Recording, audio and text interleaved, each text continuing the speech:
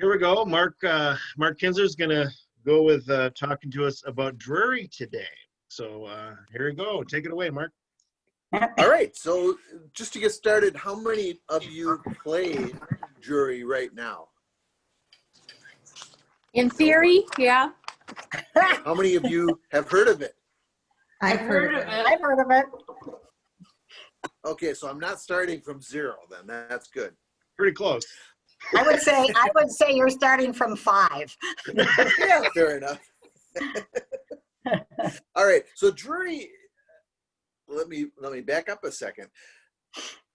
Normally when you have an opening bid by one partner and the other and their partner has not yet had a chance to make a call, they have a wide range of possible strengths, right? They could have a 0 count or they could have a 20 count. And so you have to have things like the forcing no trump, things like 2/1 game forcing, things like single raises in order to narrow within that wide range of possible values. You need a wide range of possible bids. However, once partner has passed, now you know they're limited to a maximum of 11 high card points. So you have a much narrower range of possible auctions that might result. And so that kind of frees you up to use things that you would normally have used as a game forcing bid, like over a major opening bid, partner would respond 2 clubs or 2 diamonds. Those would show game forcing hands and you'd be off to the races. But once partner has passed, I like, and pretty much everybody in the tournament world anyway, uses 2 clubs as an artificial bid, saying, partner, I have got support with you and kind of a maximum for within the construct of being a passed hand.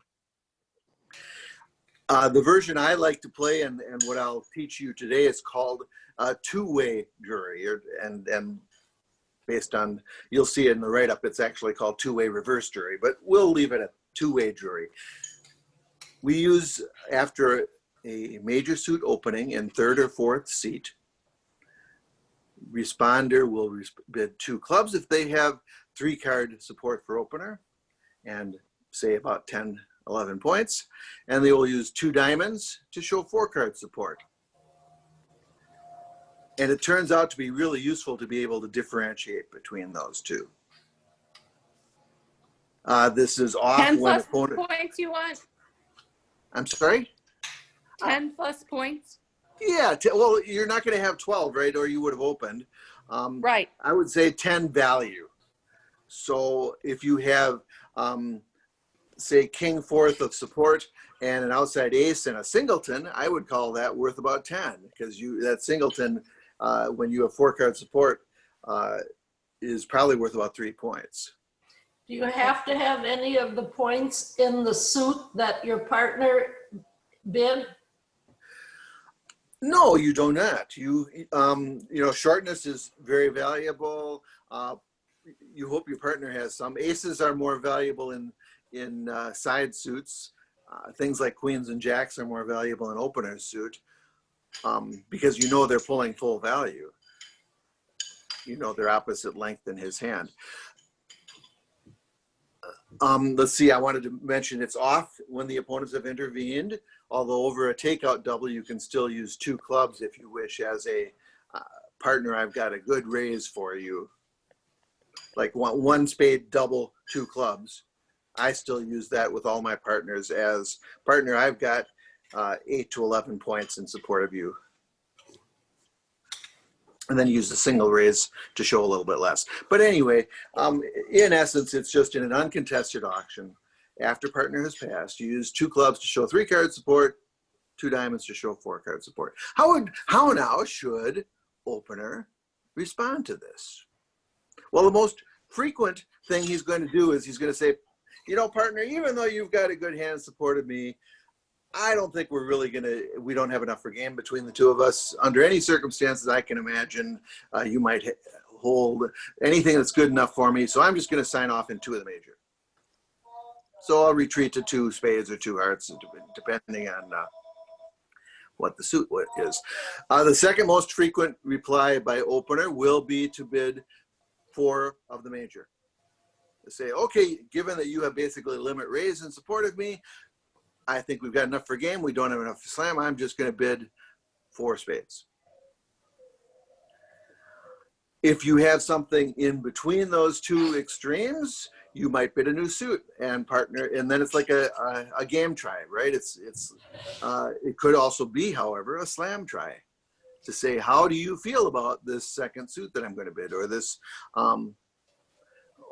It could be a help suit game try, it could be a cue bid and going for slam, and you guys you kind of figure it out as you go. If one hand keeps going after the other hand tries to sign off, you know they've got something special. So if you had like you opened 1 spade in 3rd seat, and you had 5 spades and 4 hearts, but you still were light, you know, like you opened with 10 or 11 points, but you had these 2 good suits, would you still show your hearts on the second round, or do you have to be strong enough to show a second suit? It's probably a judgment thing. I think if you think that there's no possible hand partner could have that would yield 10 tricks, then you just should retreat to 2 spades. I mean, suppose you do bid 2 hearts. If responder's excited about that hand, that idea, or let me turn it around. If partner's not excited about the fact that you have bid 2 hearts, he'll just bid 2 spades. Just bid 2 spades, yeah. And then you've got nothing lost, and you've learned maybe that you definitely don't have a game on this because partner didn't like your hearts either. On the other hand, partner might have 3 spades and 5 hearts with you, and bidding 2 hearts might make him pretty happy about this, and he might jump to 4 hearts. And then you can play in your 9-card heart fit instead of your 8-card spade fit. So, yeah, I think you would generally bid hearts, because especially if you're not 5-4-2-2, if you have a singleton, that can really make game possible with 11 opposite 11. I mean, 22 points. That's what you'd be thinking, yeah. Yeah, 22 points is enough for game if you've got a fit in some circumstances, a double fit, you know, something where both hands fit like a glove. Okay. Other esoteric things, opener could jump. What would that mean? Well, you're definitely not interested in only game anymore, and I like using that to show shortness. Really? And it's slamish. It's partner, given that you only have 10 points, I want to show you my shortness, and I think if you have the right kind of fitting hand, like if you opposite my shortness, you have the king, queen, 10, 4th, you're going to want to sign off as quickly as possible. But if you have 3 little in that suit, that means all of your high cards are working, and there is a decent chance for slam. Given that opener thinks there is, you're willing to cooperate fully. So what does the opener's jump mean again? Shortness. It'd be used as a splinter bid. Remember when I talked about inverted minors a couple of weeks ago? Yeah. I said there, you already established what your fit is. So the only reason to be jumping around is to show something special about your hand. And showing shortness is a really good way to, it shows where all your high cards are, that is in the suits other than the shortness. And it says, hey, I'm interested in more than just game. Do you ever jump in your original suit, you know, to the 3 level, or do you just either go to 2 or go to 4? You know, that's a really good question, and I don't personally have a meaning for that. What would be the potential need to do that? Slamish. Yeah, slamish without shortness is probably what it is. Yeah. But I would never try it on partner without previous discussion. Okay. So the I'm objective here funny is that way. I don't like making my partner guess in the middle of a hand, in the middle of an auction. One of the objectives of this bid is to try to be able to, maybe to be able to open light and to protect partner from being able to open light. So so that's right. So third, and do you open light a little in 4th seat too, or? Okay, so I personally almost never open light. Okay.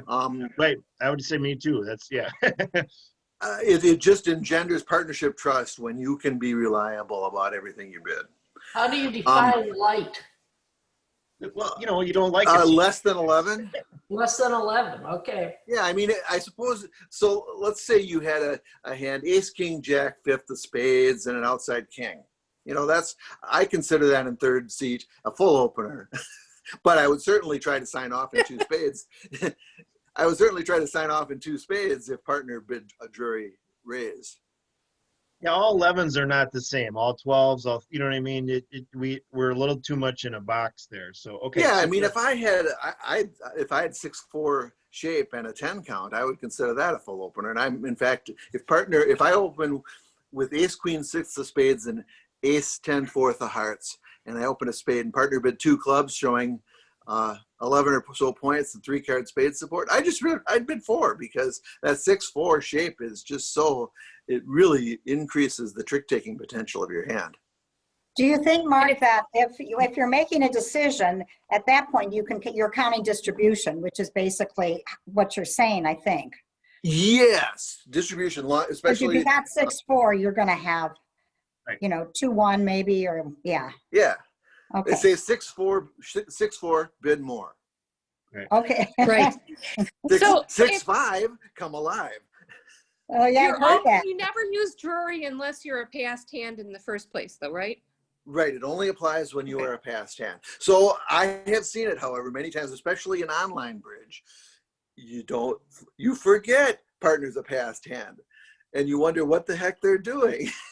Yeah, because then you think it's 2/1 or something. Right, you think it's 2/1. Why didn't you ever support me? And when dummy comes, you can really get lost if you forget that. So that's the biggest downside of this, is that memory issue. Yep, and I will second that. I saw that a lot in live bridge. I saw experienced partnerships miss this bid. So you have to both be on the same page. So your 2 clubs and your 2 diamond bids are artificial and alertable. And you want them to mean 3 and 4 card support. In which order, Mark? I like 2 clubs. It's the simplest, Okay. and it may be theoretically better to reverse these, but I'm not going to get into that right now. It is covered in my write-up. It's about a 2-page, 2 pages if you were to print it out, and it's a nice article that I actually wrote, and it got published in a newspaper a few years back. Is this alertable? Yes. Yes, and if somebody who is experienced and they ask what it is, you just say Drury. But if, a lot of the people you're going to be playing against, that's not a sufficient answer. You have to say, it shows a maximum for a passed hand and 3-card or 4-card support for Okay. Okay, so you say, all right. It's just like any other convention. You can't say Michaels. You got to say that shows 5-5 in the major suits. You can't say that's, you should not use a word to describe it. You should use a description. Yeah. Especially if they're inexperienced. Even if they're not, I want to get in the habit. Yeah, right. And actually, the other reason is some people will say reverse Drury and they're playing, you know what I mean? This one can be particularly important, you know what I mean? It may or may not make a difference, but we always want to get in the habit of explaining the bid. I can remember a nightmare for me when I first started playing, and someone says, well, it's Michaels, and I had no idea what Michaels meant, and I felt like an idiot, so I didn't bother to ask. Yeah, too embarrassed to ask, exactly. So they made me feel that small too, actually, so it wasn't a pleasant experience. So as a director, that's my number one pet peeve. Explain the bid. So if you have an partnership agreement for what it means, explain what it means. So 2 clubs and 2 diamonds are alertable. What's that? One no trump forcing, which is alertable, but that's not enough of a definition of it. You just say Just to say one no, say forcing, and then that's all you have to do? Yeah. Everybody knows that. Okay. But in a passed hand situation, I don't play 1 no trump is forcing anymore. You don't need it to be forcing. You Right. just, so it's just a non-forcing no trump. You're limited to 11 high card points. Opener won't bid unless he's got something special, because especially given that we've just added Drury to our methods, partner won't have a 3-card limit raise for you anymore.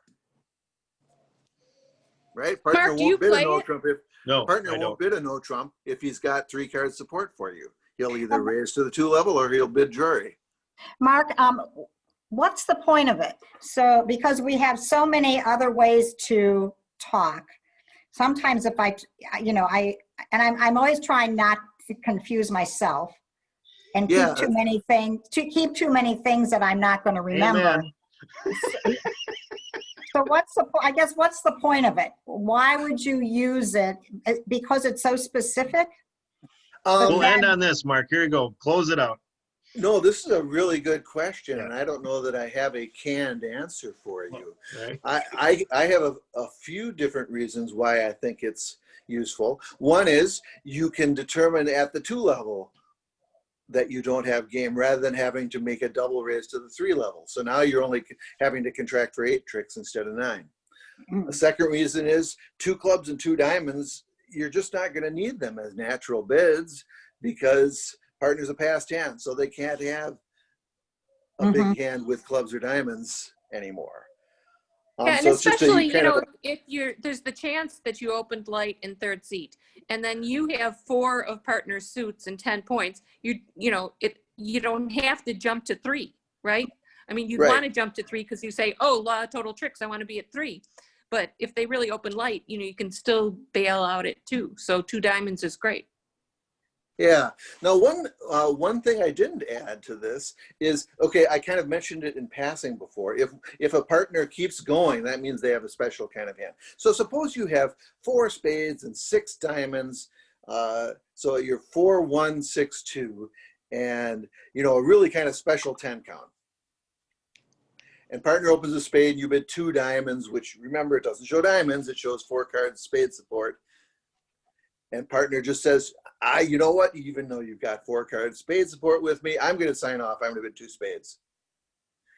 You can keep going. You can bid 3 diamonds saying, I have this really special hand. So it's anytime one partner tries to sign off and the other partner keeps going, it says, I've got something special. It doesn't mean I forgot. It doesn't mean. That's how it's going to get interpreted, I'll be honest. If you do forget, you can't bid 3 diamonds to say I forgot. You can say I'm bidding 3 diamonds because I've got a special hand. Thank you, 4 Mark. cards for you. Thank you, Mark. I look forward to reading your article. All right. Yes, very good. I'll send Are it we out, supposed to- everybody. Thanks. Okay, thank you. Thank you, Mark. You're very Bye, welcome. Mark. Bye.